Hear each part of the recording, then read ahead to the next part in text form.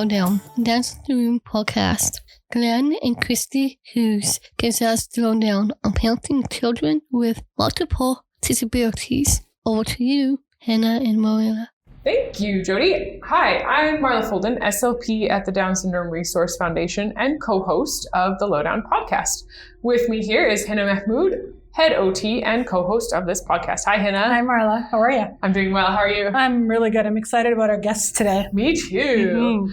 Before we continue with our episode, we would love for you to hit the subscribe button and leave a review of our podcast on whatever platform you like to use. And remember to check out our episode pages because we put great stuff on there that's relevant to the episode, stuff that you can use or maybe you want to share with other people. And you can always follow the Down Syndrome Resource Foundation at www.dsrf.org or on Instagram and Twitter by following at DSRF Canada. And today we have a really special treat for you.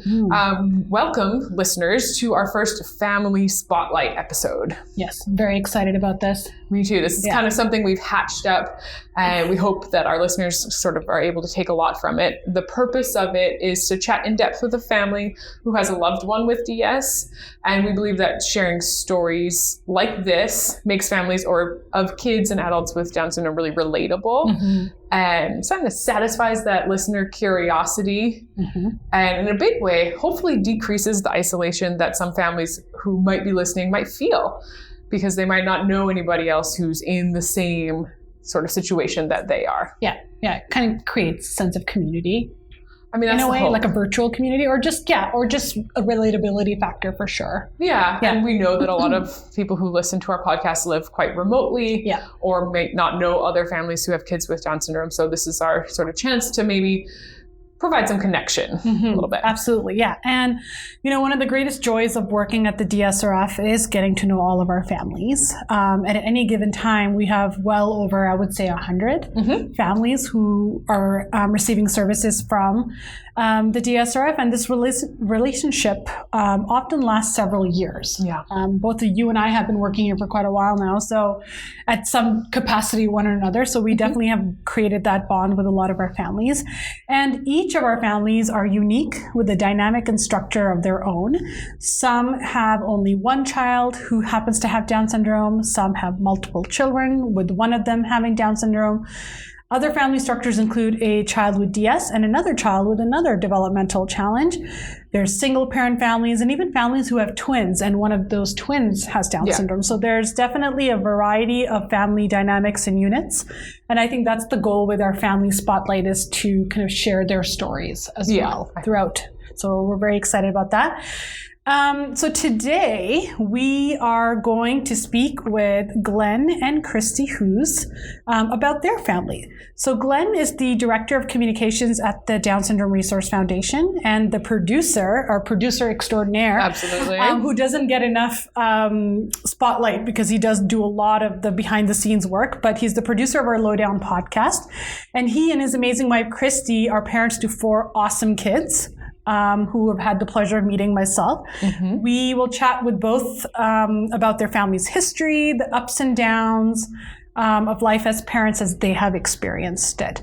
And like I mentioned, we know that each family unit has a different challenge with regards to family dynamics, the day-to-day routines and stresses, as well as family resilience. And I know Glen and Christie will be able to speak to that beautifully. So welcome to the LowDOWN, Glen and Christie.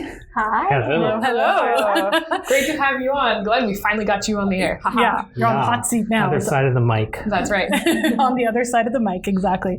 So Glen knows this already, but just to kind of give Christie up to date. So our tradition here at the LowDOWN is we ask our guests 5 secret questions at the beginning of every episode. They're fun questions, no need to stress. But they're just fun icebreakers so that our listeners can get to know you a bit better. And I think in our experience, we found out some stuff about our guests that we thought we knew. So, so we might find out something about Glen that we didn't know today. So we're very excited. We can help.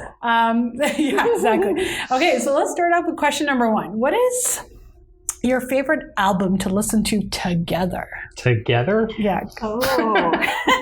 I know you both have different music tastes. I don't know if there is one. We have very different musical tastes. Okay. Do tell. Perfect. Keep going. So Glen is a huge Bruce Springsteen fan, Airborne Toxic Event, U2. I find them all very long and whiny. I love it. Long and whiny. I think probably our favorite wouldn't be an album so much as Glen does have a playlist of 80s songs. And There you that's, go. where we come from. So Are we I think talking ballads here?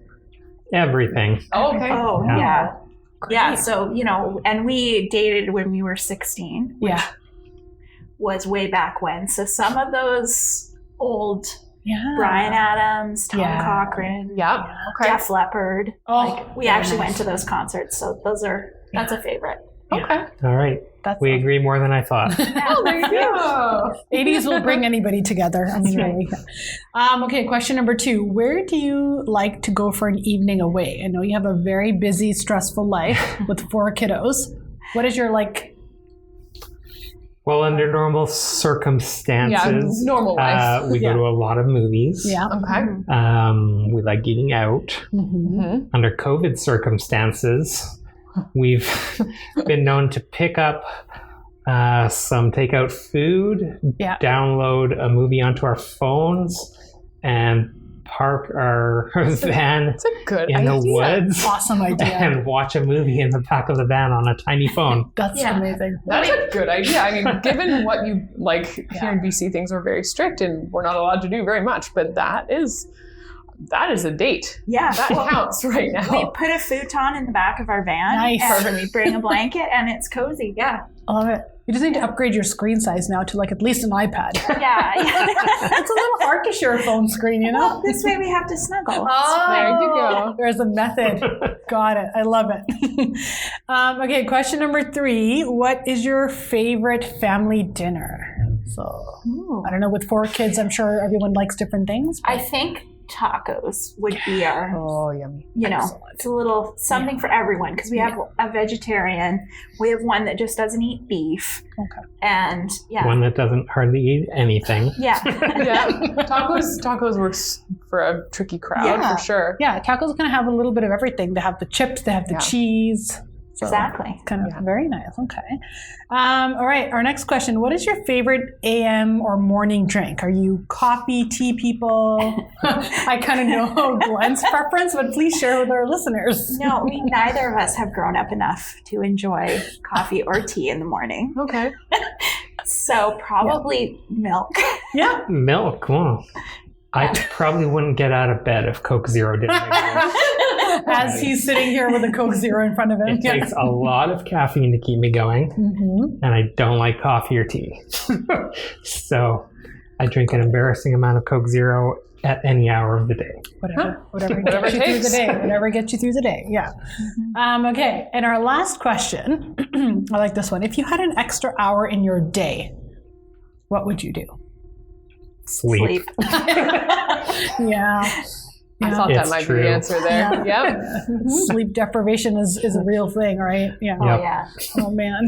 I'm sure we'll talk Yeah. about that. Yeah, I think we're we many, will. many years in. yeah. Yes, exactly. I think that'll work its way into our conversation for sure in the next few questions. Well, thank you for indulging in that. It wasn't too hard. We No, that learned was fun. a little something new. Mm-hmm. That's great. Yeah. All right, so let's kind of dive into our topic today. So can you start off by telling us a little bit about your family and your awesome kids? Well, so we have 4 kids. Our oldest 2 have both graduated high school, so they're not really kids anymore. So that's Lydia, age 20, and Chloe, age 18. Then we have Becca, who we'll spend most of our time talking about. She's 16. We'll cover her medical diagnosis later on. And then we have Sebastian, who is 10, and he was actually adopted. We adopted him at age 2, and he also has a wonderful elixir of disabilities and medical complications. So, We will get into those for sure. And Becca, you mentioned, has Down syndrome. So Becca has Down syndrome. Yeah. She has autism. She's a cancer survivor. She's going to be named called diabetic any day now. Yeah. Oh, And she's uniquely Becca. So. Yes. We Yes. both know Becca. We both know Yeah. Becca and love her, and she yes, is uniquely She's herself. very She's- memorable. Yeah, in the best way In an possible. awesome way. In the Yeah. best way possible. Yeah, absolutely. Great. Mhm. I am. So let's talk about Becca. Let's go way back to Becca when she was born. Did you know before she was born that she had Down syndrome, or did you find out afterward? No, we didn't know ahead of time. Okay. And I actually had quite a high risk pregnancy with Becca. Yeah. So we have had 2 stillborn babies. So we were Oh yeah. we're You're out. being Pregnancy watched is really very carefully. scary. Yes. And we ended up, I was sent to the hospital, and we ended up having to induce a month early. Okay. So when Becca was born, and they brought her up for me to see, immediately I knew she had Down syndrome. Yeah.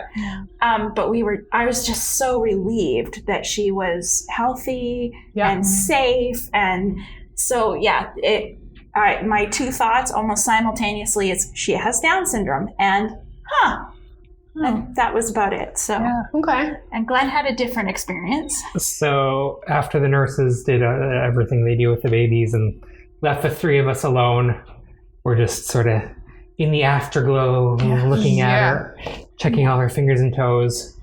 And Christy goes, "So when do you think they're going to tell us that she has Down syndrome?" And I'm like, What now? What are you talking about? Yeah. Right. And I did not see it at all. Okay. She was insistent that she had Down syndrome. I thought she was crazy. I was a bit annoyed because I thought, like, so, you know, Like, are you going to be telling me? Are we going to talk about this or what? Yeah. So But my family's really involved in the special needs community. My parents did respite growing up. My aunt has cerebral palsy. So you know. This was, you know, Yeah. it just, I just thought, like, why are they, you know, making such a big deal out of this, keep making it secret? Like, let's talk about it. And So I dispatched myself to go find the nurse. And the whole way as I'm approaching her, I'm just thinking, like, how do I not sound like a complete idiot who just had a baby and is like freaking out. freaking out for no reason. Yeah. Right. So So he blamed it on me. I did. Yeah. I said, So my this is wife going to said. sound really crazy, Yeah. but my wife seems to think that the baby has Down syndrome. Yeah. And the nurse looked at me and she said, well, your child is what we call an FLK. Oh yeah. And I said, I am shocked that she used that term with you. FLK, what does that mean? Oh A funny looking kid. Oh. Yep. And she said, That's old school. we do see some signs of Down syndrome, to be honest. But we also see a lot of missing signs. So we're not really sure. And in those cases, usually the parents don't notice anything.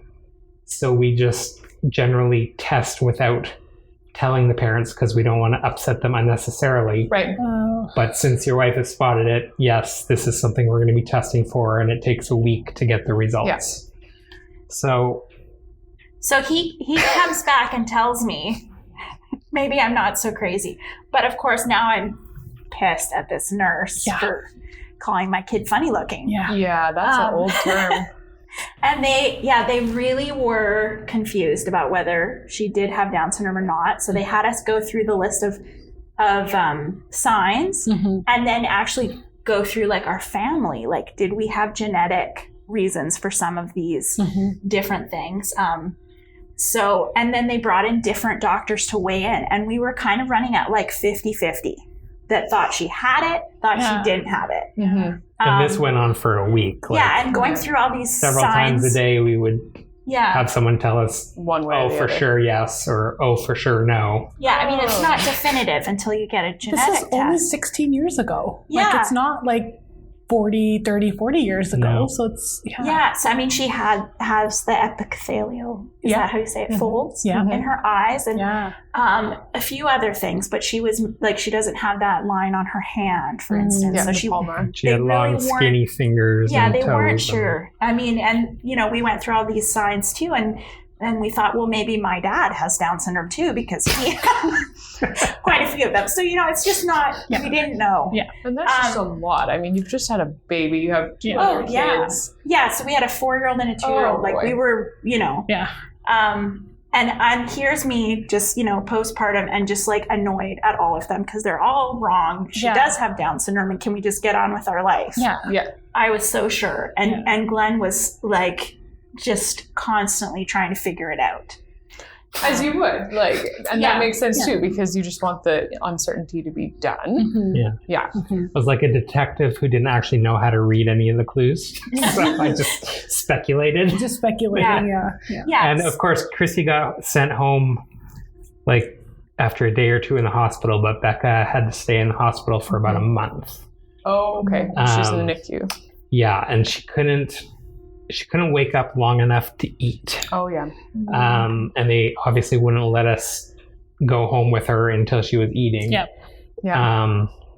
So we had to, for that first month, we had to set an alarm for the middle of the night, and one of us would go to the hospital at 3 a.m. to feed her. And Oh, yeah. She had a few minor medical problems. She has some heart involvement at that No, point. her heart was fine. We did find out right about the same time we found out she did have Down syndrome. We did find out she had transitory leukemia. Mm-hmm. Right. So that was a scary one. That's very scary. But it did just go away. They're not sure why kids with Down syndrome, newborns, get it, and they're not sure why it goes away. And then she was really jaundiced, and we were tube feeding her at one point. And so, it was a long month, and we just wanted to get on with our life and take our baby home. And and I think for Glen, it was a real more of an emotional struggle of coming to terms with this diagnosis. Looking back, I don't think I really clued in to what it would mean. I just thought, oh, whoa, we have this extra cute kid, and it wasn't foreign to me, so I thought it would, it would be no big deal, and that I wouldn't feel sad about it at all, and it would never, seem like a problem. And so I had, probably Becca's first year, it didn't seem like a problem to me at all. I think you bring up a really good point, because at the infant stage, there's not that much difference between an infant with Down syndrome, provided that their heart and things are working properly, and any other infant. They're all eating, they're all sleeping, they're all crying. Yeah. Yeah, and she was so sleepy and placid. She was our easiest baby. Yeah. We did have feeding problems, so that was a frustration. Looking back, I should have kind of just let it go a little sooner. So I tried to breastfeed her for 6 months. Oh, you are dedicated. And so, it was this, constant pumping and trying and It's exhausting overall. Oh yeah, I should have given up. Yeah. Way sooner. I just was so determined I was going to do this one thing for her. And you just want to be in charge of something, right? And you feel like, okay, I need to do every possible thing to give her every possible advantage. Yep. Without remembering, I also have other kids. And I'm only a human sometimes. being. So looking back, I was a little unrealistic about that, but we made it. But totally understandable in the circumstance. Yeah. That's kind of how you were processing that news, right? It's we are going to be fine. Yeah. Full period. Let us cruise ahead now. I'm going to be the best Down syndrome mom that has ever lived, ever. And I think that's a really normal response. Yeah. We see a lot of families. I think there's kind of this idea too that if you do all the things, and if you are the best therapy mom, the best health food mom, you do all the things you're supposed to, that then your kid is going to have a much easier time, and it's just going to take care of all those problems that they keep giving you these long lists of potential problems. It's you don't get that with your other kids. No. And believe me, my other kids have problems. Oh, well, that's the thing. Right? Yeah, but they didn't hand me a book with here's all the 4,000 things that might go wrong. Yeah. So, having said that, what was the experience like when they finally confirmed that Becca had Down syndrome? How did they, because we've heard so many some good ones, but unfortunately a not. lot of bad stories from parents about how they got the actual diagnosis. I mean, it might be a bit different in your case because you kind of were attuned to it ahead of time, but like, what was that experience like? I just liked that I was right. You know? Yeah. Yeah, absolutely. No, I mean, Glen's experience was very different from mine. Well, I mean, it's kind of hard to remember, but I think even though we didn't know for that week, we knew it was a good possibility. So I had a week to kind of get my head around it. So when we finally got the news, like, it wasn't a surprise. Right. I think for me, I was most stressed about telling people and telling my family. Like, I had never had anyone anywhere near my life with Down syndrome or another disability. And I mean, I don't know why I would think my family would take it badly or something like that, but I just didn't know. And it's loaded. So I think I'm sure I told my mom during the week that it was a possibility, but I don't think I told anyone else.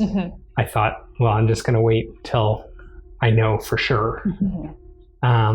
So for me, I just remember struggling a lot with how we were going to share the news. And it was pretty devastating for your family too.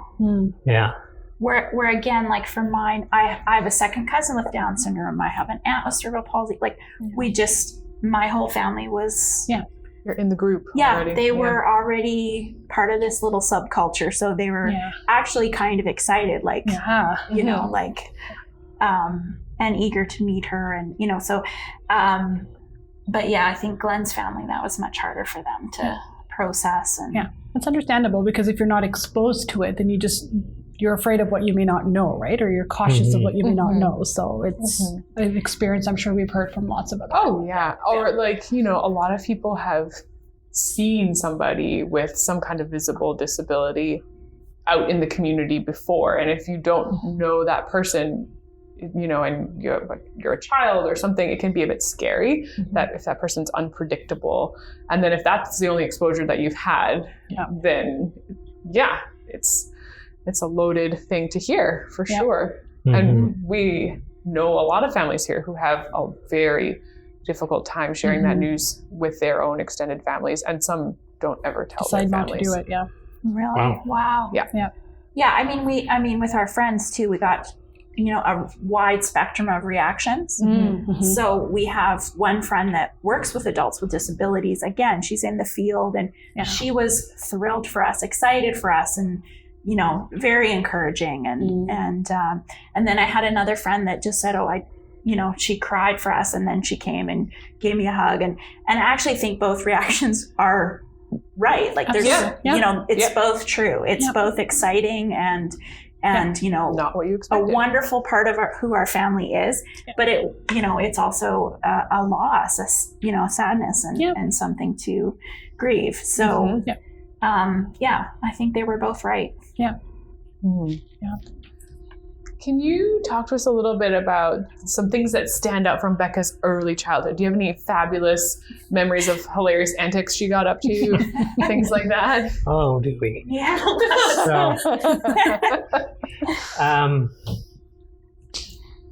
Well, this is kind of jumping ahead a few years, but it became, well, for the first like 8 months, you don't really expect your babies to do much. Do stuff. Yeah. Obviously, once we got to the age of like around 1, when our other 2 girls had started walking, well, we noticed that obviously Becca's not walking, but she's not even crawling. Yeah. So we're talking to doctors, and they're showing us sort of the Down syndrome adjusted charts, and said, oh, well, typically a child with Down syndrome will crawl by 1 and walk by 2. Well, 1 came, she's not crawling.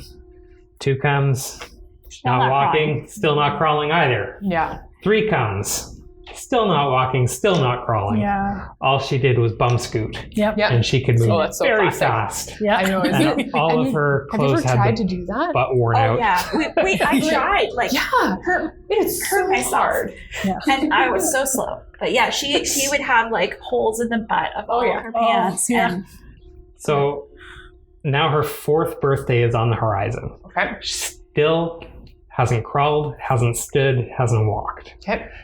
So me being me, I'm starting to get really worried. Christy is assuring me that it'll be fine. But one day we walk into the living room, and there she is, standing in the middle of the room. No one else in the room. She's just standing there. And we like completely freak out, and the other kids run in, and we kind of like look at her and celebrate. And then we said, well, maybe we should try to see if she'll like take any steps. And she like held on to one of our hands and took a couple steps. And then so we said, well, maybe we should see if she can do it on her own. So we took her favorite stuffy and put it up on a counter about 3 steps away and let go of her. Sure enough, Off she she goes. walks over, grabs a stuffy. Yeah. And we just celebrated like I love that she won the World Series or something. on her own time, right? Yeah. Do you Oh, feel like so she had cool. maybe been doing it secretly for a while? I mean, she didn't spend a lot of time away from us. No, for sure. I don't know how much she could have done, Well, but and she was in preschool too, and she was, playing with all the other preschoolers, and she'd scoot. This is so fast. I mean, I would have just been shocked. Like in the middle of the room, how'd you get there? How'd you I get know up there? it was crazy. Wow. But it's just like her to just That's no, not going to try. Exactly. She hated physical therapy too. Oh, yeah. So we had like all these fights. I did have one PT say this was her most challenging client she'd ever had. Because you can't make Becca do anything. She is, she's got She knows her own mind. iron will. Yes. She does. So then, it's just like her to one day be like, I think I will do this after all. After all this work we've What's been the putting fuss in. about here? Yeah. She also developed some habits that would become relevant 10 years later when we did autism testing. Okay. Yeah. But at the time, like anything unusual, you just assume is part of Down syndrome. Yeah. There's no reason to look any further than that. Yeah. But she would take her little hardcover board books and like tile her entire bed and bedroom floor with them. Mm-hmm. Or she would take her little plastic little people and just line them up in Make a big one long parade. line. Yeah, all the Straight way as an through the arrow. house. And if you moved one, she'd get so mad. Oh yeah. And she would stash things. Oh, Yeah, she she- still stashes things, but she would fill up our vents with food and toys, and we would have guests come over for dinner, and she would hide their shoes. Amazing. On more than one occasion, we had to send people home in our shoes because we borrowed couldn't shoes. find their shoes. Yeah, I mean, that's just such a Canadian thing. Like, we always take our shoes off when we come in the house. Yeah. But it was a little dangerous in our house. Yeah. Because You really then like we would find like one in the shower, and we'd find one behind the books in the bookshelf, or like she just... It's very resourceful for sure. She is. I love it so much. So at that point, nobody was saying to you like, "Oh, maybe autism." Well, we did note, we did like all the lining things up, and then, her really not reacting well to changes in routine and ritual and stuff like that. We did take her to a developmental psychiatrist. And he diagnosed her with OCD. Okay. So it had come up a little bit, maybe autism. Glen's stepsister works with kids with autism, and she had said, "Oh, I think that's what it is." But yeah, I mean, she was so social and so engaged. Yes.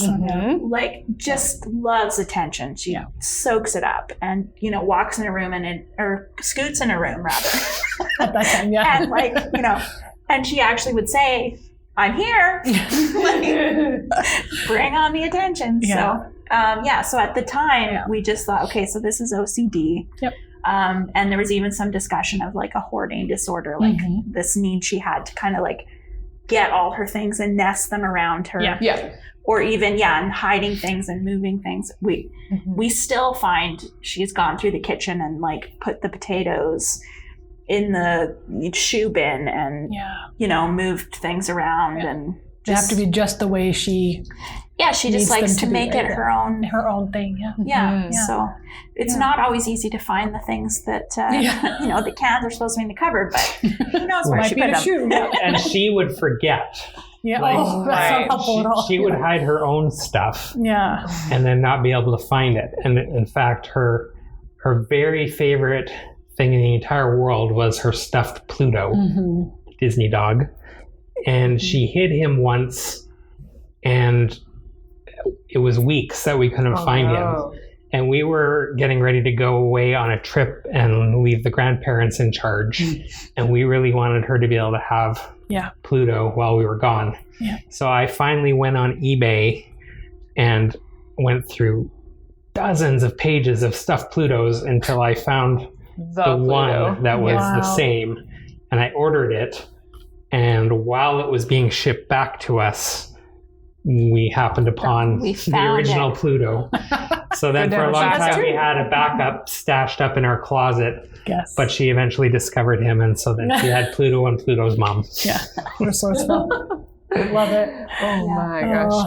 Yeah. So you guys have had some major challenges in a couple of areas that are really common for kids with Down syndrome. That would be toileting and sleep. You want to talk to us a little bit about those two cans of worms? Yes.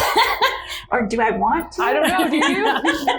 Toileting, yeah, that has been, when you're toilet training your typical kids, and they always say, well, nobody goes to school in diapers.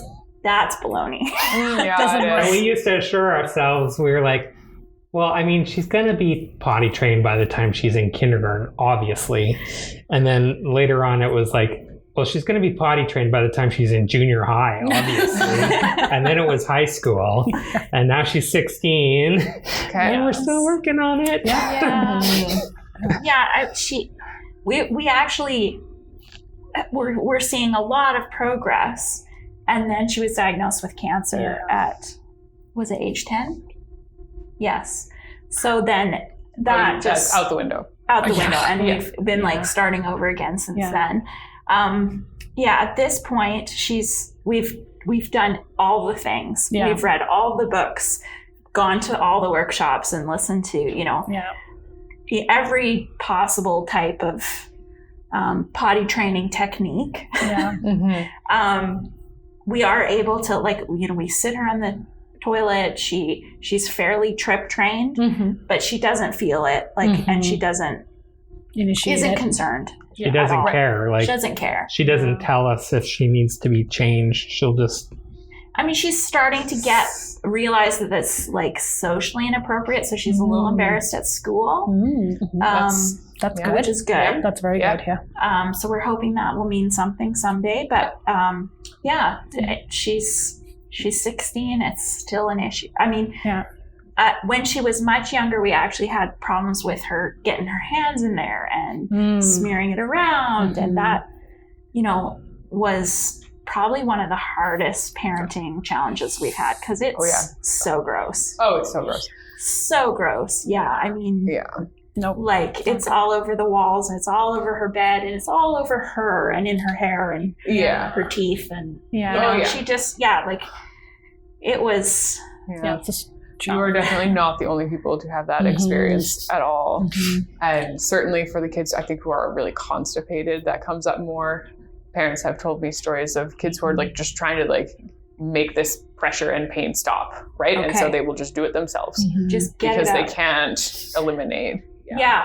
And Becca has the opposite problem. She's quite lactose intolerant. And at this point, we've seen the gastroenterologist, and she is on medication. Sure. But she just, she was poopy 4 or 5 times a day. Oh, wow. And it just, was uncomfortable, or it was just there. It doesn't feel good. But she doesn't. In the moment, so. She won't. It doesn't bother her until we realize she needs to be changed. She won't tell us. Absolutely, So and that's a really tricky thing for kids and individuals with Down syndrome, is that sensory component of it. If you and I can feel I kind of need to go to the bathroom. I can wait an hour, but I kind of slowly. But for them, it's that feeling comes when it's almost too late. Yeah. So it's definitely a tricky she thing. honestly doesn't even notice until after. What's going on here? Yeah. So she's still in pull-ups. Yeah. Adult-sized pull-ups. Yeah. But you can get used to anything. basically. Well, absolutely. I think that's such a good point because you can get used to pull-ups. And you're not the only parents. I've had this conversation with multiple parents of teenagers where they're like, well, he's peeing the bed. Well, I'm like, well, he's in pull-ups. So it creates a sense of security, right? And you're just like, well, I'm comfortable with this. I don't have to worry about it. It's comfortable for me to do it. I can do it while I'm playing or whatever. So yeah, that's a really good point that you bring up. It is. Well, and we tried, because we've heard that if they're in pull-ups, they're less likely to try to use the toilet. Absolutely, so we did for many times. Oh yeah, for that's weeks messy. at a time.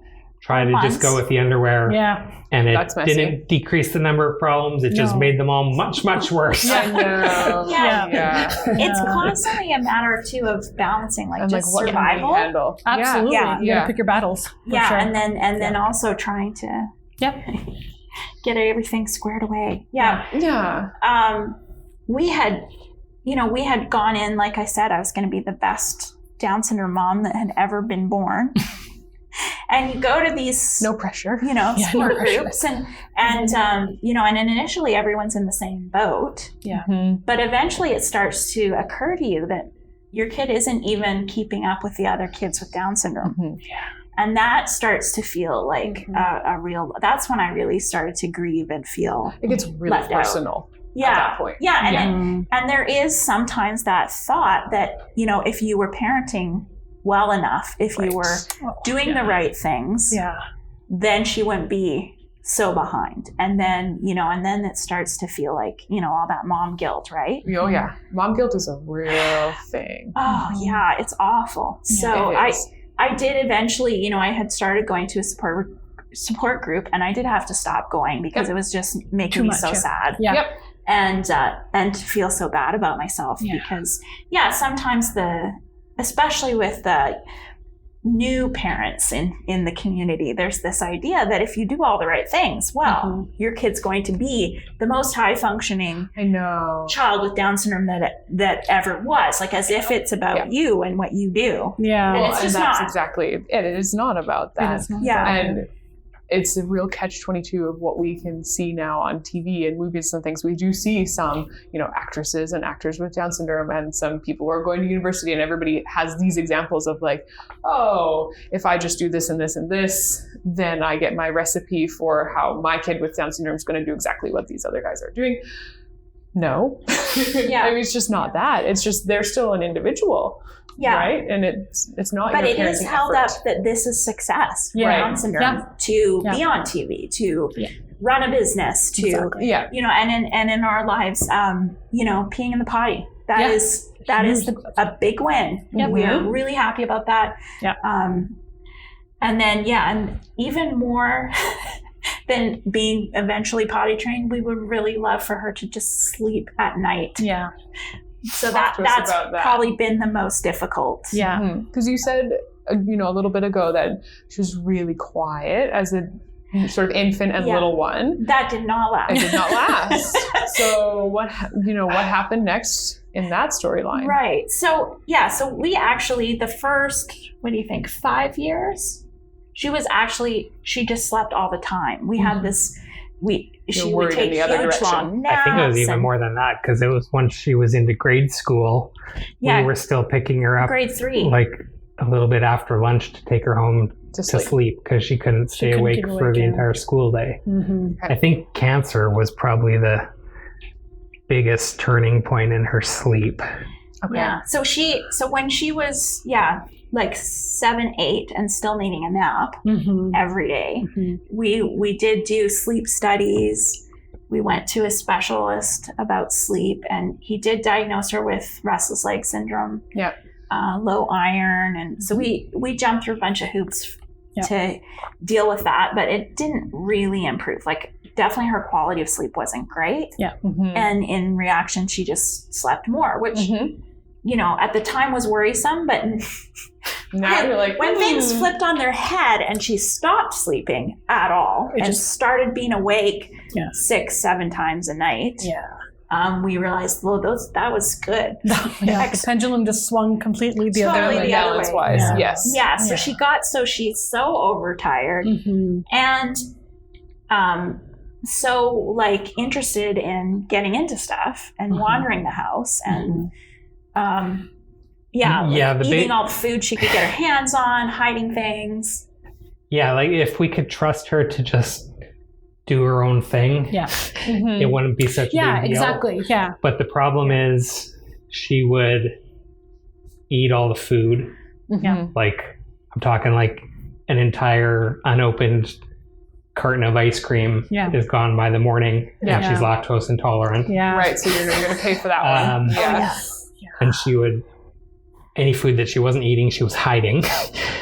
She would do things that were safety concerns. Did she try cooking in some of those? Our biggest, scariest one was when she took all of her brother's school papers. I think she was mad at him or something. And she put them in the oven and she pushed some buttons and she turned the light on. Thank goodness. But so she had stuffed the oven full of paper. And we're just so relieved she didn't actually hit the right button. So at that point, she's not sleeping and you are not sleeping. Yeah, no, she needed constant supervision at night. So we've tried, we put up different gates. Yeah. We built so many barricades to try to keep her from safe. Just first getting out of her room. Later on, we said, well, she can walk the upstairs hallway. So we built it at the top of the stairs. Yeah. And she is a Houdini who can crack anything that we could dream up. Yeah, that resourcefulness just continues. Oh, yeah. No, like we're using like 2x4s and plywood and she would find a way. And she would wake us up. Right, because if someone's taking down the plywood in your house, you're probably going to wake up. Well, anyway. And if she couldn't get through something, she would literally just sit and knock on our door and say, Mommy, Daddy. Or scream it or throw herself at the door. She could go for like hour, 2 hours if we're ignoring her. So then we thought, well, maybe we should unlock our door. But then she comes in and she'll stand right next to Mom and Mommy. With her face like literally nose touching my nose. It's just such an awful way to wake up.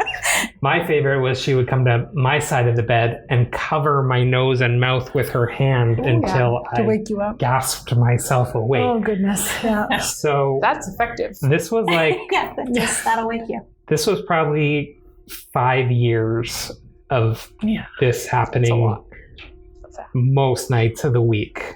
Yeah. So we would switch off. I would take until 3 a.m. Yeah. And then Glenn would take after 3 a.m. and he would, and her brother has some sleep issues as well. So that was fun too.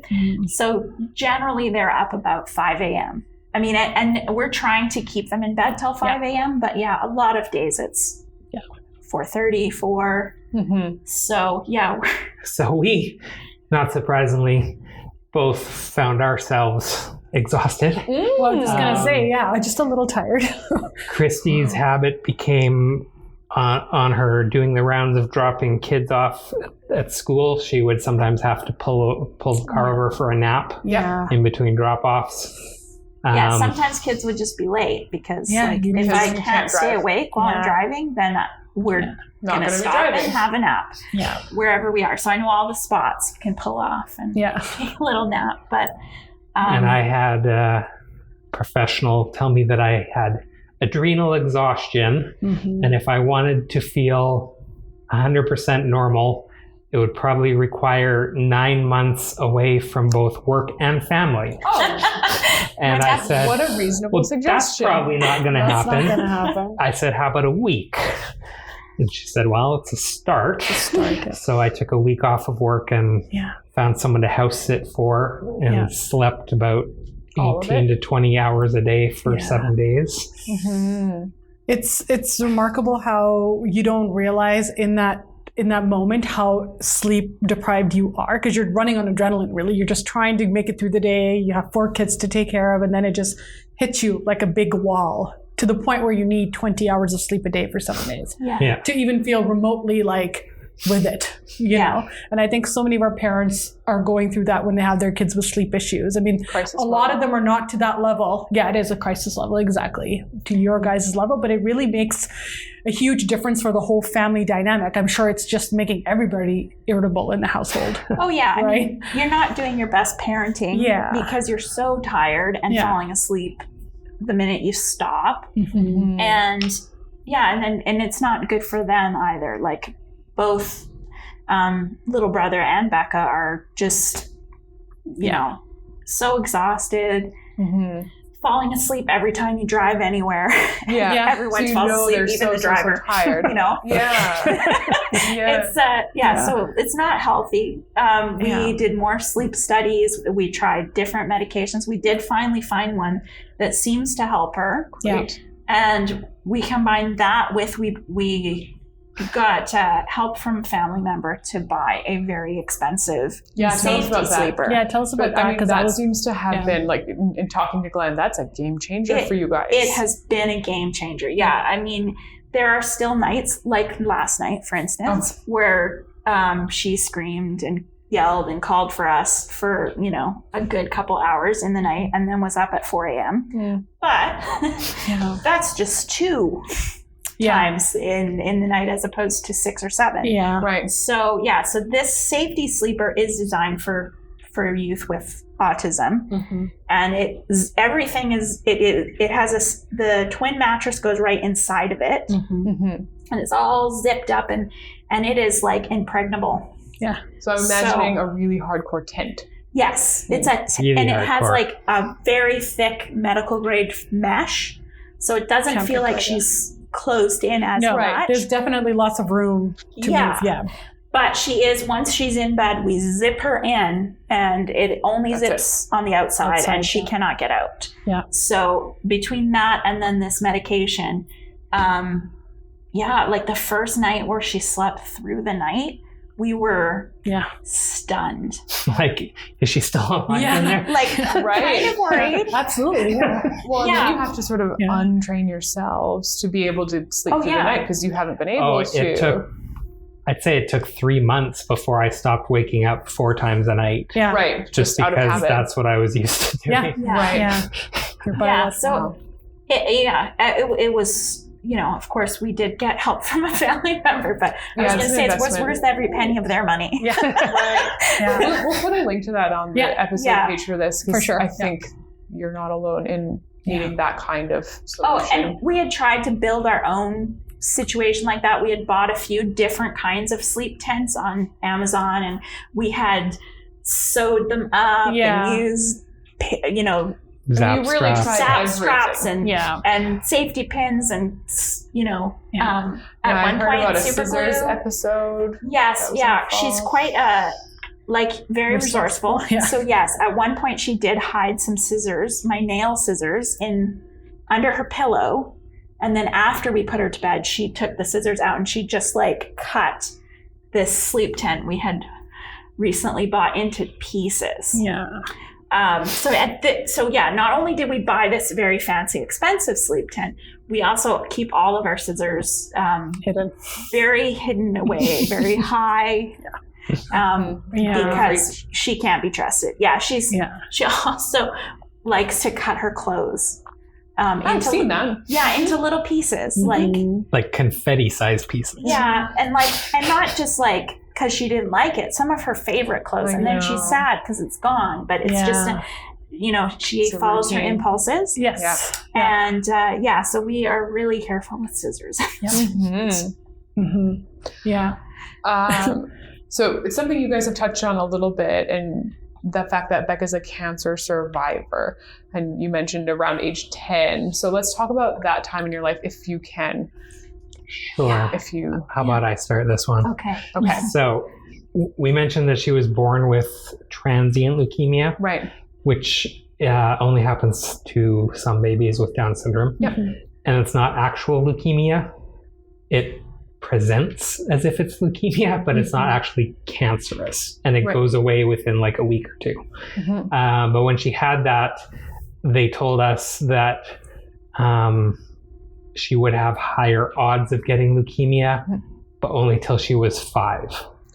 So the odds for leukemia with Down syndrome are already significantly higher. Yes. I think it's about 1 in 125. Yeah.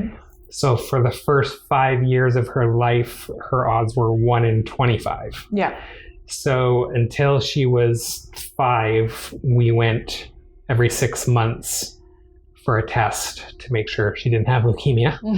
So we were accustomed to holding our breath once every 6 months and then trying not to think about it again for the next 6 months. Yeah. Right. Yeah, and we were paranoid, every bruise, every and then we really just phew. Yeah, once we that passed that passed. milestone, we didn't think about it again. We're moving on. And we had, around that time, Becca had a lot of trouble with appetite. She wasn't eating enough, failure to thrive when she was really little. Again, we would do anything to just get her to eat. At one point, she would eat like Cheerios if they fell on the ground. So we just like clean a spot on the floor and pour Cheerios there, because then she would eat them. Yeah. And anything to get this kid to eat. Yeah. And we, around this time, we realized that she was past her scary cancer odds time, but we realized she had some thyroid issues, and she had always been like borderline. They kept testing her thyroid. She's borderline. Anyway, she just over the edge, and they started her on a thyroid medication, and immediately she gained an appetite and started eating. So she was hyperthyroid. Yes. Yeah. Yes. So we had blood tests every once in a while to check her thyroid again, and you adjust her meds. She'll be on these thyroid meds the rest of her life. Yeah. Anyway, it was one of those, and a lab technician noticed something strange about her blood. She was just being tested for her thyroid. It wasn't anything like that. And fortunately for us, looked into it, and sure enough, there was leukemia. Wow. So she hadn't had any symptoms other than she was like a little bit sleepier than usual. Sure. We just thought she was coming down with something. Yeah. Which I guess she was, but we caught it very early. Oh, thank goodness for that lab. Yeah, Diligence. and Wow. someone was really diligent there. And then Glen was on a business trip, and my pediatrician called me at night, which is unusual, like 7 o'clock at night. Not good. And she said, "I have really bad news, but Becca has leukemia," and that we arranged to go to Children's Hospital the next morning and sort it out. And then I had to phone Glen and let him know. So I was home with my kids trying to bawling and trying to take care of them and kind of come to grips with this nightmarish reality. Especially when you thought that it was behind you, right? We're good, we're past that. And and Glen got on the plane right away and came home that night. And the rest is kind of a blur. She next got day, very sick very for a quickly. long time. So she got admitted. I don't know if it was that very first day or the day after second day. that. We did some tests, confirmed yes, it's leukemia.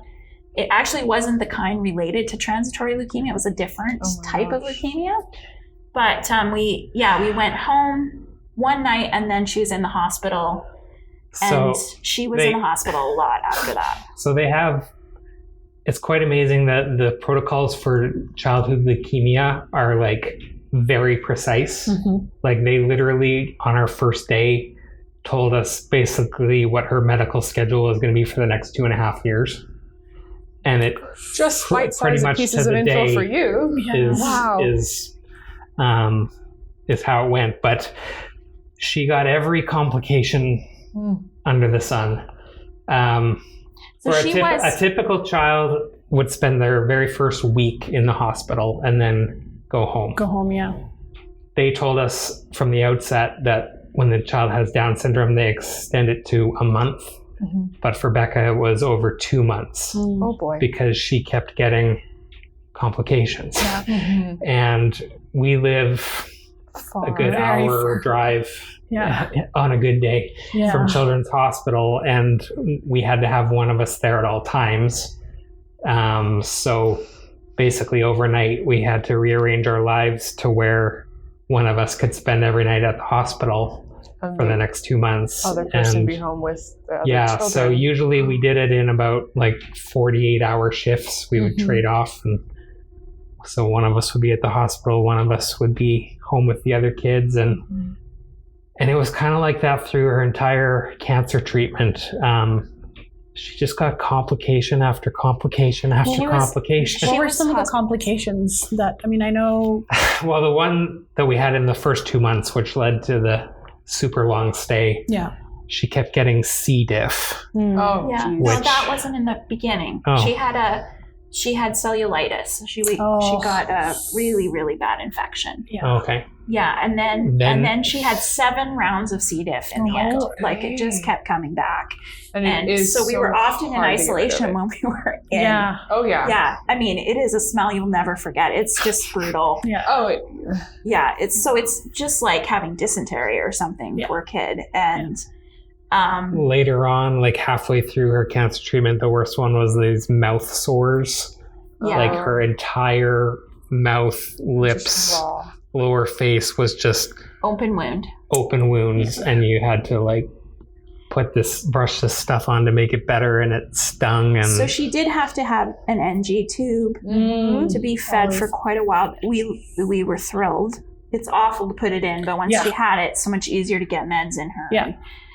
But yeah, she had like, you know, they said like the worst case of mucositis they'd ever seen. Like she just had a rough time. Yeah. So yeah, and every time she would have a fever, spike of fever, immediately she would be in hospital. Yep. So what did we figure out? We felt like about 150 nights in hospital over 2.5 years. That's a lot. It was a lot. So it was a lot. And we had just adopted Sebastian. I was going to say, don't those timelines. Yeah. We had only adopted him about 3 or 4 months before she got diagnosed. No, I don't think so, honey. Am I wrong? No, it was about a year. Oh. Yeah, but he was, you know, we had just kind of found our feet after, you know, he has some attachment issues, and, you know, we adopted him from foster care, and he had, you know, it was difficult for all of us. It was, so he needed our presence so much. So this huge upheaval was really hard on him too. So yeah, we were just ships passing in the night, like taking turns taking care of. And not really no wonder taking care of ourselves. We had one epic night when he ended up in the hospital as well. Yeah. So he had anaphylaxis. So Glenn was at Children's Hospital with Becca for one of her chemos and for the week. And I had him, and he choked on a cookie, and we were taking him to the hospital, and he stopped breathing right as I brought him into the ER, and, you know, lots of screaming and stuff on my part. Trauma. And so they got him stabilized, and then they said, well, we need to admit him. He's still not breathing very well. And so I asked them to admit him to Children's. So we took the ambulance so we could have both our kids. Yeah. So for a week we had... You were together. We would just trade. We would text each other and say, time to switch. Yeah. And we would like literally pass each other in the hallway. Hello. High five. That was kind of a low point. Yeah. I'd say so. But yeah, you know, the whole thing was very nightmarish too, just because Becca couldn't understand what was happening. And I mean, this is the kid that really can't be told anything. So you can't reason with her, and you can't explain what's going on. And we did finally figure out, we made like little picture cards for all the different medical tests that the nurses had to keep doing. And we would let her choose the order. Okay, now I'll do my temperature. And then so she felt like she had some control. Yeah. But yeah, there were a lot of procedures where we just had to hold her down while she was screaming and screaming. And as a parent, it's it was for you. Yeah, it was devastating. Like, and of course, you're going through trauma too, but because you're the parent, you put on a happy face.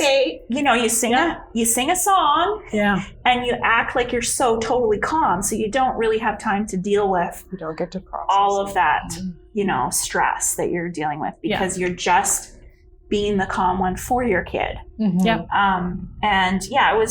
It's that much more difficult to have a serious illness when the doctors and nurses don't really know how to handle your kid. Heard that. So I mean, they're fantastic at children's. Only calm one in the room, because the doctors and nurses are nervous too.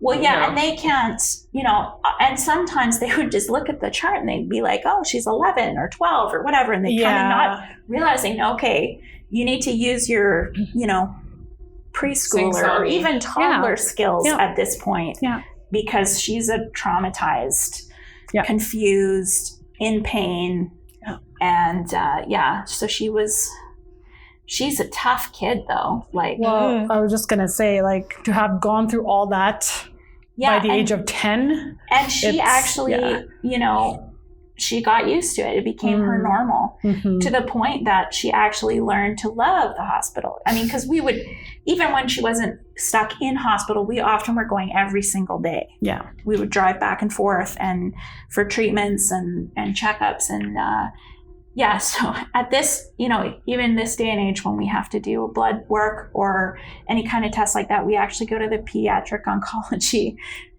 in Surrey Memorial, because they know her. And they handle her so well. And it's really the only way we can get certain things done, like blood work. We've tried going to labs. We've even tried going to local hospitals, and they can't handle her.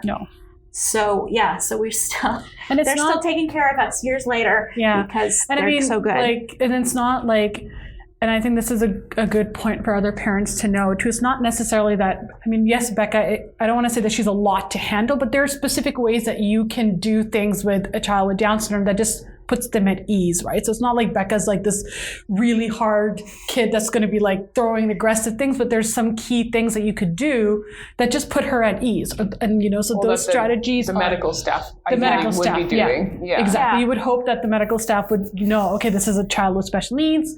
Let's ask the parents, like, how do you feel like I should calm her down? Let you take the lead, right? Yeah, so, we really had to run interference and absolutely, and explain she takes longer to process things. She needs more time. You need to slow down. Yeah. And you can't just walk in and grab her. Exactly. It doesn't matter that this same thing has been done, every 2 hours for the last month. Every time you have to, explain what you're doing. Absolutely. Give her time to process it. Give her some sense of control. So, it was a lot of education we had to do too. So that was tricky. But again, the staff that work with kids, the people that go into that field, they are teachable, and they are, I'd say like 99% of them were amazing. So good. Great. Yeah. And the good news is she's almost I was just going to say, coming up on 4 years remission, and after 5 years, then she's cancer free. So not that we'll probably rest on that, as seeing as though that's bitten us in the past, but still, we made it. It was probably, I'd say that first year especially was just a nightmare. Yeah. And we just so traumatic. Held on and survived. Yeah. She developed diabetes too, so we also started taking her blood sugar and giving her insulin shots many times a day. That was not fun either. But no. What would your advice be to other parents that that might be going through something similar, maybe not to this degree, but are struggling with something similar? Like, what would you say to them?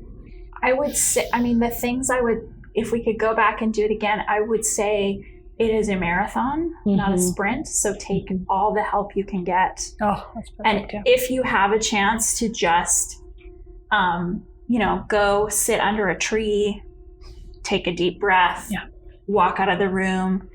And it's okay to acknowledge you can't handle everything. Like, it was really hard for me to realize, like, when she got her NG tube put in, it was so awful. I just couldn't handle it. Yeah. Yeah. And I had tried to handle everything up until that point. Like, we are only human. Yeah. Mm-hmm. Yeah. And again, like, you're not dealing with your own trauma and stress. Mm-hmm. So whatever time you can take to take care of yourself, to like either talk about what's happening or I found it helpful to have some things to look forward to. One of the perks of childhood cancer is you get a wish trip. So, and they told us that on the very first day that we would get a wish trip at the end. People need things to look forward to. So we had the family trip to Disneyland to look forward to. And also we usually go away on a really nice vacation, just the two of us, every 5 years on our sort of big anniversaries. And our 20th anniversary fell kind of in the middle of our cancer treatment. So we didn't have anything booked, but we had planned to go to Mexico around then. We went a month after she finished treatment. Not even. I think it was less than a week after she finished treatment. Like, we were out this of there. was like our light at the end of the tunnel. Okay, 6 more months, we're going to Mexico. Exactly. I like, take all of my bigger kids called it cancer swag. There's take all the perks you can get, because you need them, like, just to survive. There's an organization that will do birthday cakes for all your kids. Great. You just put in what you need and when, and they will find bakers to make the most amazing, beautiful birthday. And sometimes that was the only thing that made the birthday special. Right. But it was great that we could have that. And there's Camp Good Times here in BC for cancer families, and your whole family can go to camp, and it's amazing. So really seeking out help, but the people that can support you. Right? There are people and organizations that want to support you, and they also give you a lot of stuff. I didn't actually find the stuff super helpful, because Becca doesn't like new things. She likes old things. So for us, it was just a lot of stuff. But I know for a lot of kids with cancer, that's like a really big, the toys at Christmas and all that stuff. Just take all the help you can get. We had a friend that set up something for takethememeal.com, and people sign up to give meals, and we just left a cooler in front of our door. Perfect. And people would drop off meals. They'd sign up for like every other day or whatever, and we didn't have to organize it, and we didn't have to give dishes back, and we didn't do thank you notes, and I felt a little bad, but not too bad. It was very helpful. I think it's implied. They understand. And some people pitched in to get some house cleaning for us, and everyone really was so wonderful. And we got through cancer treatment, and we went to Mexico, and we had a wish trip, and we had all this great stuff. And then like the year after, both Glenn and I just like at separate times collapsed. At one point I crawled into bed for a month. I mean, usually that's when finally it all hits you, because you're past taking care of everyone. Everyone seems okay, and suddenly you crumble to pieces. Exactly. Post-traumatic stress symptoms, big time. Absolutely. We definitely had to give ourselves a lot of room to readjust. And everyone was like so thrilled that cancer treatment was over, and they just like it was over. And we were still another battle on the horizon. You're still in trauma mode. To be finished chemo is fantastic, but then you're like, okay, but we're not. Done. It felt like it could come back at any moment. It didn't feel safe. For the first couple years after. So. And I think we forgot that our life with 2 kids with disabilities was overwhelming before cancer. But during cancer, we're like, all right, we just got to get through this and then get back to normal. Chill. And then we got back to normal, and it's like, our normal was actually really hard. And then our other kids, they were fantastic throughout the whole thing. But they were also very coping affected. And very affected. And then afterwards, kind of, they had their own falling to pieces times too, everybody has to be strong when you're going through something like that. And then afterwards you realize, okay, yeah, I've been Can't do it anymore. working on being strong for so long. I haven't given myself time to, cope and process all of this. So, and our kids too, like they both went through difficult times, our teenagers. And, Absolutely. yeah. And even our little guy too, like that was a really hard time for him. So Let's talk a little bit about him. So if I'm not wrong, I think you adopted him when Becca was 7, maybe? Yeah, we're in there? 7, 8? Yeah. Okay. Yeah. So did you know he had different needs when you adopted him?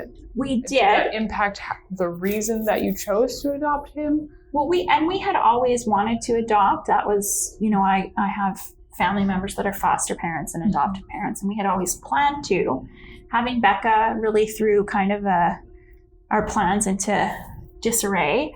And yet I still felt like we wanted more kids. I wasn't able to have any more after Becca, too much risk. And so we debated for many years, didn't we? I think Becca was about 5 by the time we finally decided, okay, like, so she started at school and I was like, I'm not done with the mom thing. So to humor me, Glen agreed that we would go ahead and adopt a child. So we decided to go through the ministry. We did tons of education and courses and home study and and then it was years. We were really right at the end of saying, okay, that's it. We haven't found a good match for our family. We knew we wanted a child that was younger than our other kids and even younger developmentally than Becca. We were open to a child with some special needs. And in fact, actually, the ministry considers all children who are being adopted to have special needs. I mean, they have trauma. They have at minimum. All kinds of stuff going on. And we knew that Sebastian would have a few things. And it's funny when you look back, because the file we had, the problems they thought he had are not the ones he had. Like they thought he had like a significant hearing loss. Well, he got tubes in his ears and it's fine. He does not. They chose us because we knew some sign language because of Becca. We literally thought that like he had a number of things, but we thought hearing was the big one that we were dealing with. And then after we adopted him, it's like all the special needs that we were prepared for got swapped for other ones that we weren't prepared for. I think, we really felt like, okay, well, we're already in the special needs world, so we know what we're doing. We'll just add in, we thought we were so prepared. Which and then it's not I feel like that's a leading statement because there's that and then in there. I mean, honestly, I'm glad that we were deluded in thinking we were totally prepared and we could handle it, because if we had known what we were getting into, we probably wouldn't have done that, and then we would have missed out on him. And he's just pure sunshine. He's a real sweetheart. But he has a couple genetic syndromes. So craniostenosis was one of the problems he has, where his skull fused early. So we see a neurosurgeon about every year. The expectation was that he was going to have skull surgery every couple years. Just to make some more space. But he has just grown enough every single year to get us off the hook. So he's never actually had that skull surgery. So every year they're like, most likely next year. Okay. And so we might actually skated by through most of his childhood on that. So that was, a big problem we anticipated that he actually hasn't had.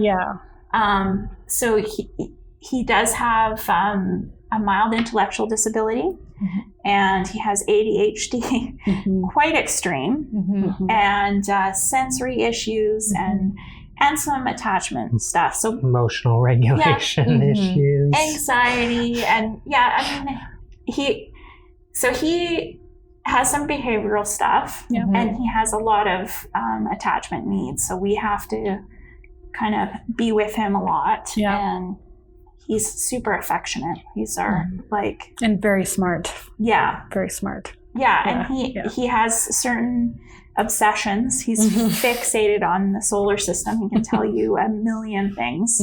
So yeah, he's quite a little character too. So the two of them, both Becca and Sebastian, are real characters and memorable. Yeah. So Unfortunately, they kind of charming and challenging at the Do same they time. jive together, No, or do we that's know a lot the of this? problem. Okay. So he, especially when he was younger, moved at 140 miles an hour at all times. And Becca moves at negative 140 miles an hour. And maybe, even slower in response to somebody around you going too fast. Exactly. Yeah. Yes. So like, it was a major achievement if one of us could take them both somewhere Oh, yeah. and like survive it. And keep them both with you. Like, he wants to run down the road. His attention span Becca is just like wants to five sit down. seconds. Literally will She sit in just the wants to middle sit of the on the road, sidewalk and not move. Yeah. So We have eventually come to the conclusion, like, so when we get respite care, which we do need and do get I'm sometimes. so glad you get it. Great. We actually cannot get one respite caregiver. They each need their own. Yeah. And they each have full-time SEA in school. Like they're both 24/7 kids. Yep. So, and in very different ways. Yeah. So, so kind of figuring that out has made our life easier until great. COVID, of course. But he and Becca are very different. So they tend to be either best of friends or worst of enemies. And it changes moment by moment. Yeah. Yeah. Well, they In can be some very ways, that's sweet. any sibling any- set. yeah. Oh, yeah. Yeah. Yeah, I think like what we've noticed with our, we have two typical kids and two special needs kids, and special needs parenting is just more extreme. Version of the typical. It's a more extreme version of the rest. So Yeah. they do fight and do all the other things that you expect siblings to do. It's just Just at an amped up level. it's just louder. very noisy. It's just louder. Very noisy. And a little more chaotic. And a little more chaotic. Yeah. Yeah. So, yeah. Great. So you had originally kind of alluded to, and I want to dive a little bit deeper into some of the traits you saw in Becca when she was younger in terms of tiling all the books or lining up the plastic toys. So you already were kind of thinking autism.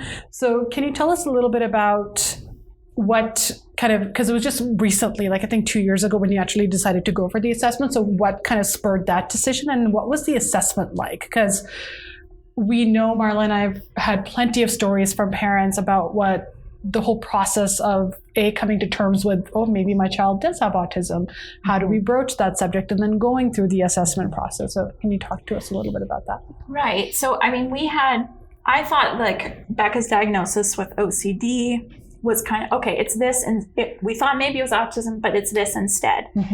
And yet, as we went on, more and more we saw her as behaving differently than her peers with Down syndrome.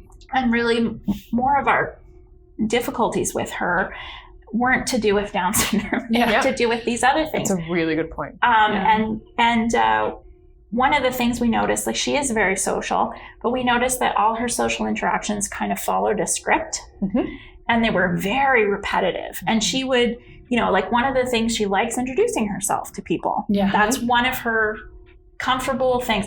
So she's introducing herself to people she's known for years. She's introducing herself to family members. Like, so this is, even though she had these what looked like social skills, she wasn't making genuine connections, and she certainly wasn't reciprocating. She wanted to get attention, but she's not interested in giving attention to anyone else. Like, it was very kind of egocentric. And we realized, like, she doesn't play with other kids the way you'd expect. Like, she uses them as props.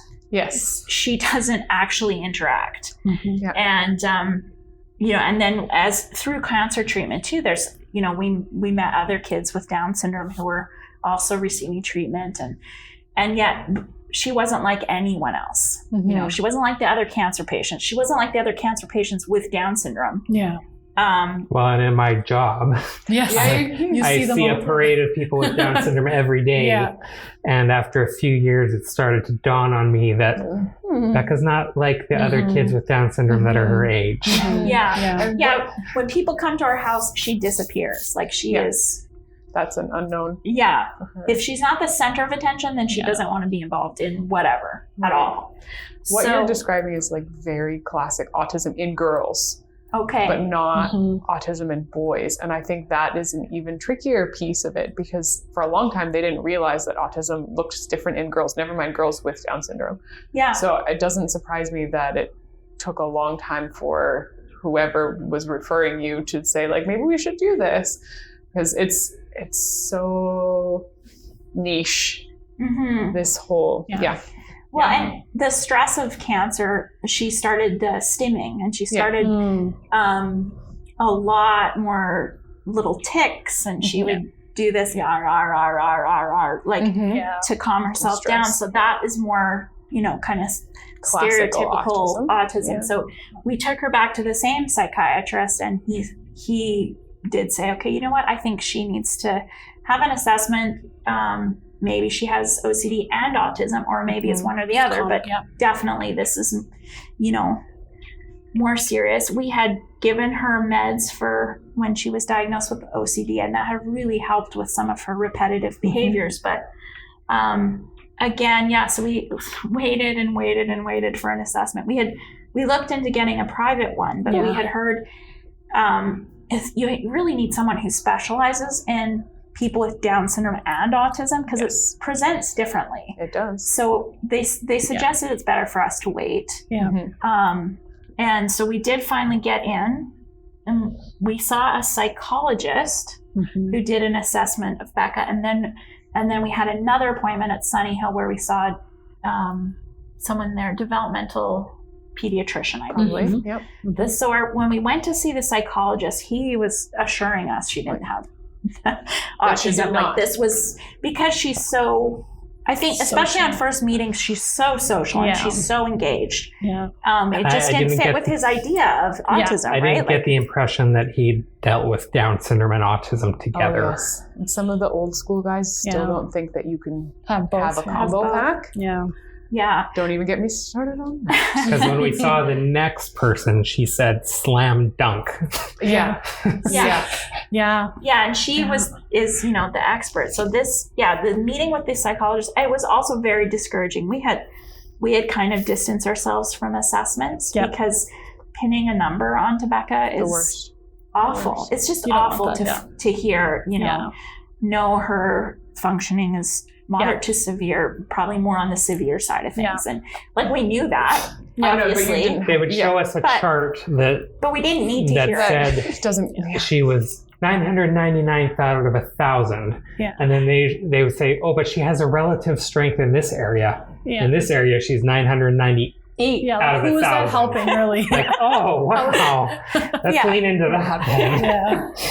I understand the need for assessments in terms of funding and fitting people into programs and yada yada. But as parents, it's just discouraging 100%. and frankly useless. It didn't tell us anything that what helped to do us. Now. Well, exactly. So, but finally getting the autism diagnosis was very, at that point we had a couple years where we were quite convinced. So it was validating. We got some more funding, which we absolutely need. So I wish we could have gotten it years before. But it was surprisingly devastating too.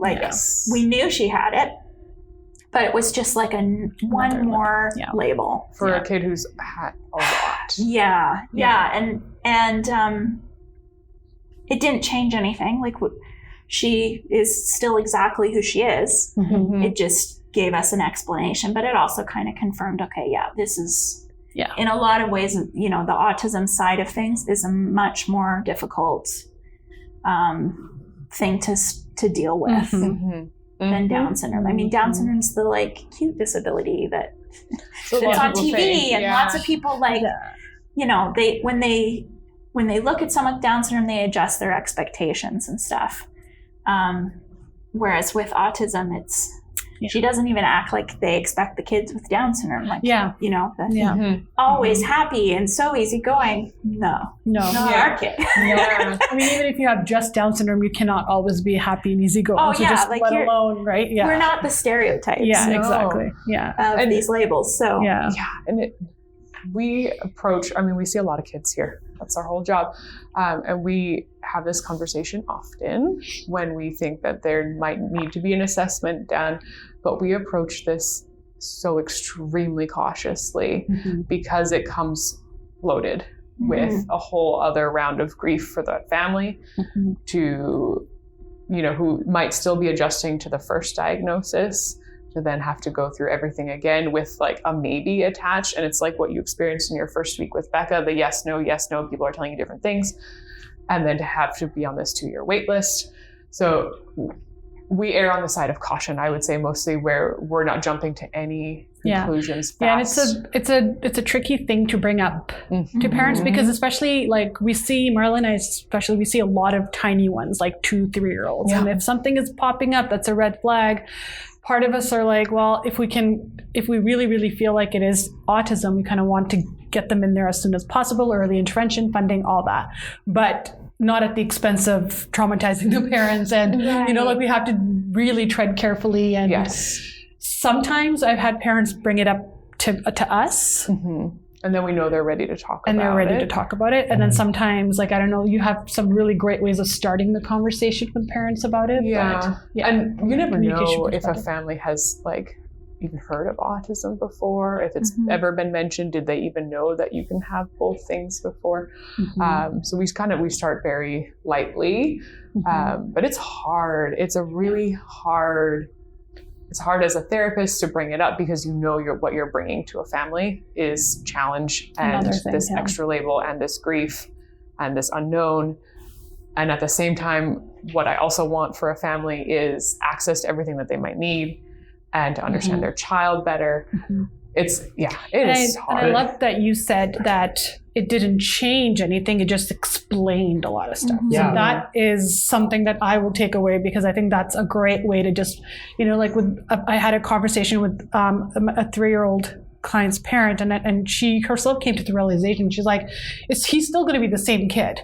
It's just going to explain things or help me target things differently. So, but it doesn't negate the fact that it is yet another label. The feelings surprised us because while we were waiting for the test and the results, we were actively hoping that she would be diagnosed with autism because we knew A, it doesn't change who she is, B, it explains a lot of the questions we have, and C, we'll get funding. So there didn't really seem to be any downside to the diagnosis.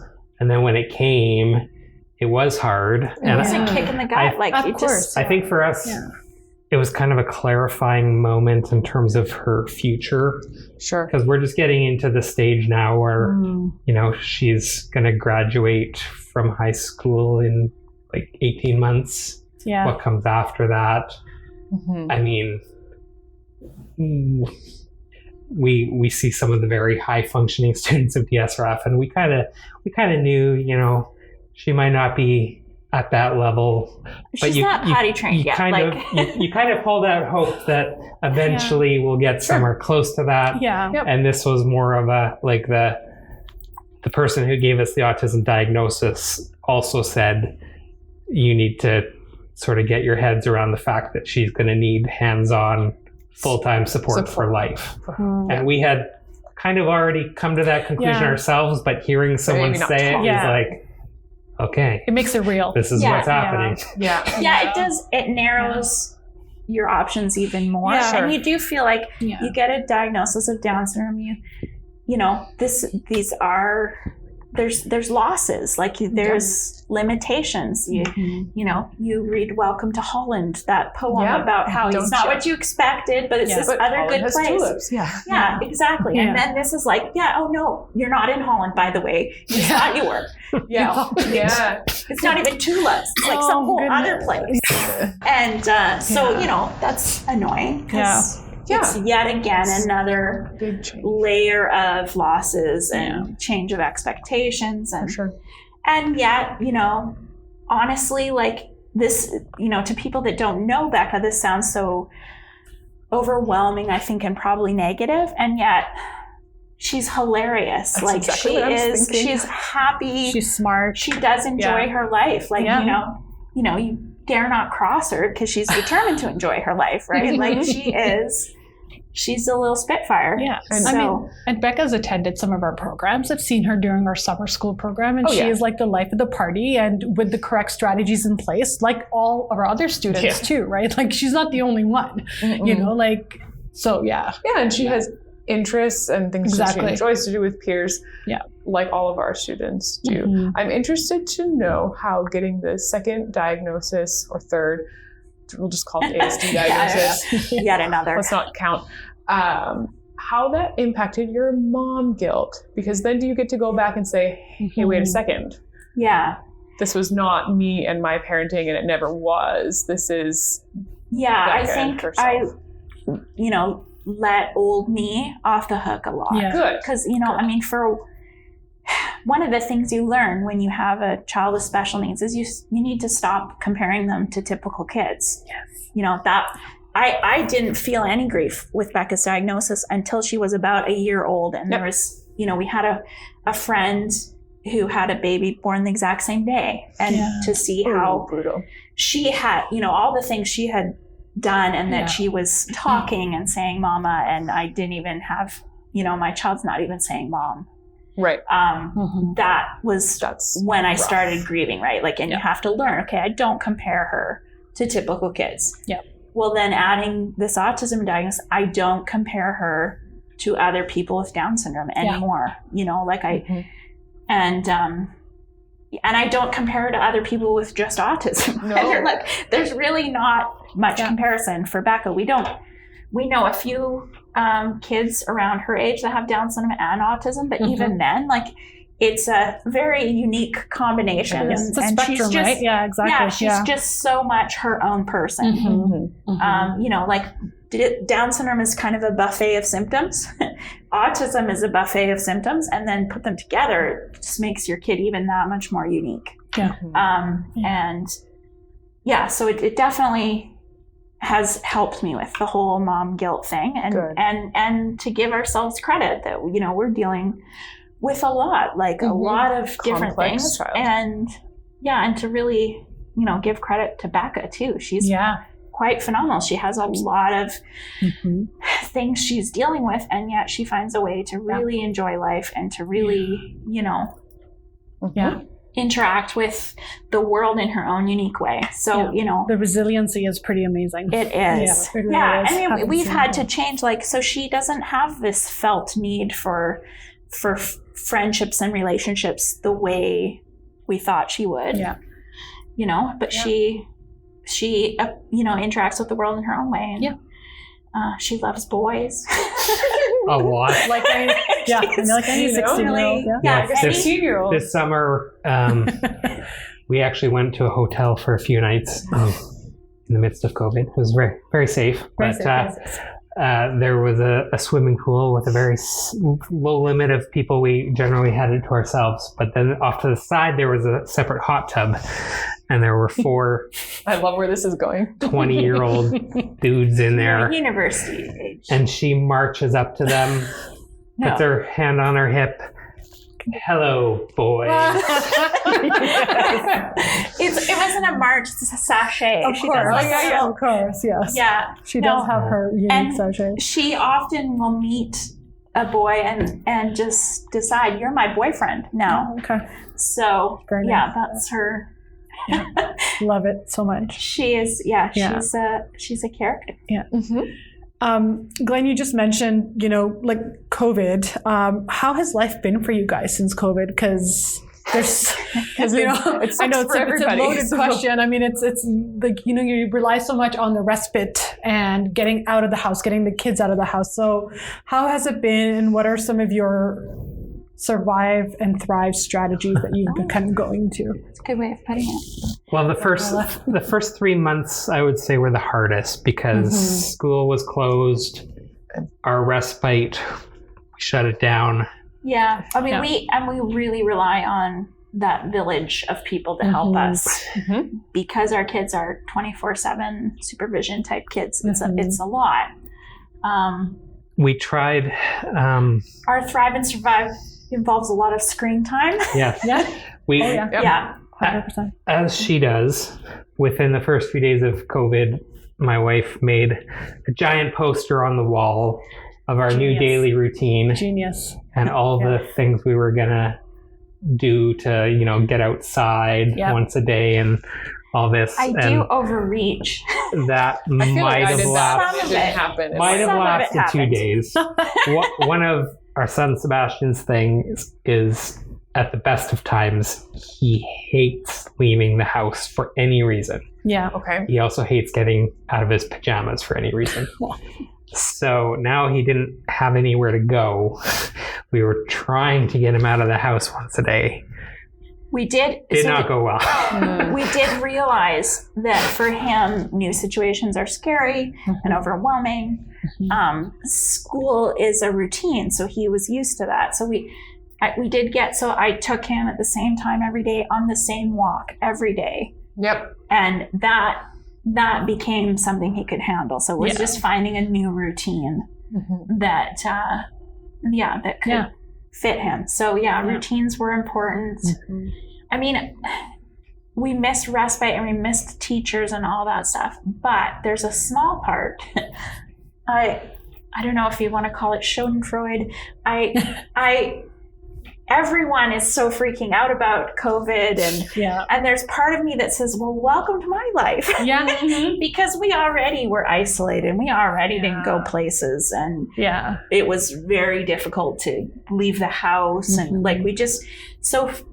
some of pandemic hasn't been such a change for us. Yeah, that's true. Because we have already made our world a little smaller in order to cope. And getting our crew out of the door is so much work. So to have less of that and to have less rushing and less gotta go places we gotta be, and that actually has been really great. Yeah, it's true. It's been challenging having them around all the time, but it's true. In some ways, it's also taken off a lot of pressure. It's gotten us out of social engagements that we are more than happy to get out of. Because actually going Christmas places and seeing as a people family in our home sounds actually a lot easier than what Christmas usually looks like for us. So really all of those things that everyone else is missing due to pandemic, a lot of those are really difficult things for us. So we are. That's a really good perspective for people to have. We do have the silver lining in a way, because we did play dates and visiting with people and going places and shopping and all that stuff. It's always it's not just like a get up and go kind of thing, right? Because you have so much pre-planning, so much transitioning to so do much to just anxiety and so much acting out and then and that's just me. I mean, on the other hand, we are introverts too, so Glenn loves it. He would be happy if it's homebody.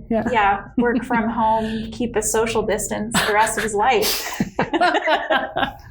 Glenn often jokes about wanting to just work in the basement of DSRF, just away from everyone else, and just has his little hub. But I'm always telling him, you need to eat lunch with people. You need to talk to people. I know. I was just about to start, and then they said no more eating lunch together. I know. I was ahead of my time. We still can eat lunch together. We're in a big enough room.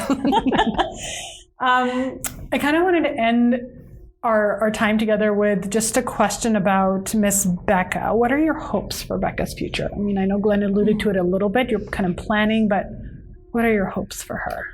Well, practically, we are looking for some type of group home or supported living situation for her. We would like her to have her own space. We think she'll do well if she has like a dedicated staff. She's 3 years of being able to boss around nurses has left her very comfortable with having directing people a staff of servants. Of course. Yes. Minions. I think that's how she views most social situations. Yeah. These are her minions. And us. And us as well. But you know, I have the benefit of watching my grandparents, taking care of my aunt her whole life. And one of the things that I really hope for Becca is that we'll be able to enjoy her the way my grandparents enjoyed my aunt. Like they would travel together and, you know, she had her own life and her, you know, a job and that, you know, on some independence, but then they also, you know, got to really enjoy still having her in their lives, the rest of their lives. So that isn't quite the scary prospect that I think it is for some parents, like, because I don't think they ever felt like they missed out on the empty nest, or rather, I think rather they had this companion that they could enjoy. And then, I think we would like to have a little more space in our life, so that we can enjoy her more, if that makes any sense. It does. Like, Absolutely it does. Yeah. And do you, knowing Becca as well as you do you anticipate that she, after she's had time to adjust, I can picture her really rising to this idea of, I'm more independent now. You know, I have moved out, I have moved on. Thank you, parents. Yes. This is I don't know her that well, but that's what I feel like would be her response to this transitional process. She has a real independent streak Exactly. anyway. Yeah. So she loves to like prepare her own snack, or I think she will really kind of thrive with this idea that she has her own space in the world that is, you know. She often tells us to go away. Like she wants us to go on a date or whatever, so her sisters can babysit her. She loves doing things with her big sister, so I imagine she'll, you know, and it's what they've done, right? They've launched, they've moved away. They're doing their thing, and she's next. She's next, and I mean, she's like a roller coaster fiend. So she wants to go to amusement parks, and she likes to travel, and I think she's going to find her place in the world.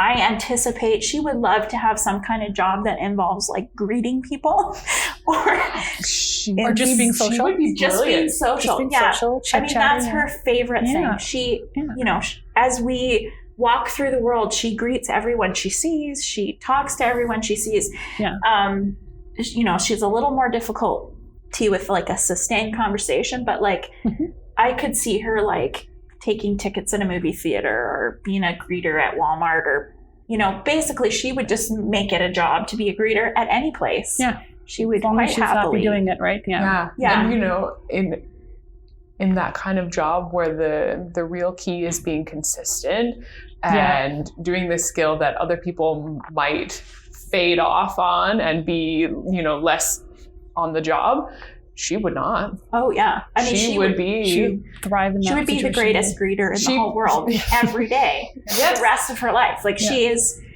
a routine kid. If she finds a routine she loves, she does not deviate from it. She would be an excellent employee. In the right fit. Yeah. So I mean, that's kind of what we hope for her, that she finds a place that makes her happy. Yeah. And that she can enjoy life. I mean, just like you have that hope for any of your kids, but I can definitely see it for Becca. You know, like she'll find her spot, and she will never ever want to move or change it. I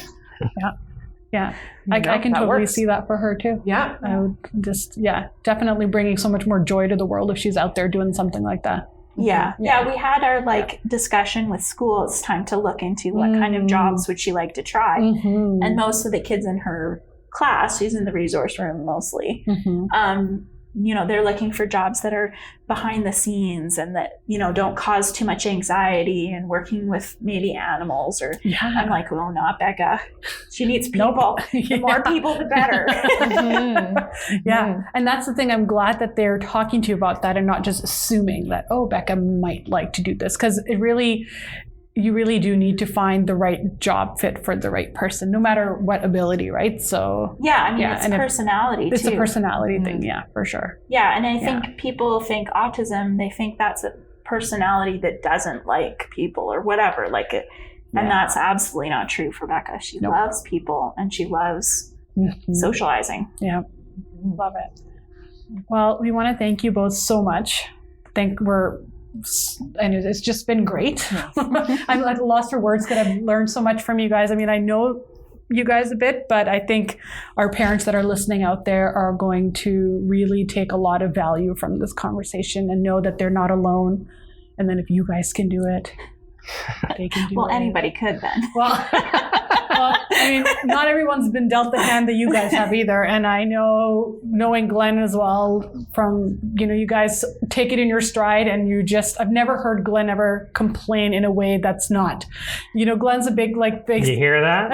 She's never heard me complain. I'm not finished yet. She's going to say, let me finish. You complain and it's funny because that's how you complain. Well, that's the thing, right? Like, I mean, that's your way of coping, right? Like, like you're posting on Facebook about some of the most difficult struggles, but you're doing it in a way that relatable. That's relatable, and you're not feeling sorry for yourself, and that's fine if you want to feel sorry for yourself. Please don't take me. What I'm trying to say in my very bumbling language right now is that I think it's just a really great example that you set, that you can get through some of the really tough times, but you just kind of have to rely on your village and on yourself. And you know what? And sense of humor. That's something Glen is great at. For sure. Our whole family is good at it, actually, because even the awful poop smearing and horrible stuff that happens, there's also some very funny stuff. If you can find humor in that, then you're good to go. Yeah, and you have to. You just have to, because that's the only way to get through life and still enjoy it. And that's the whole point, right?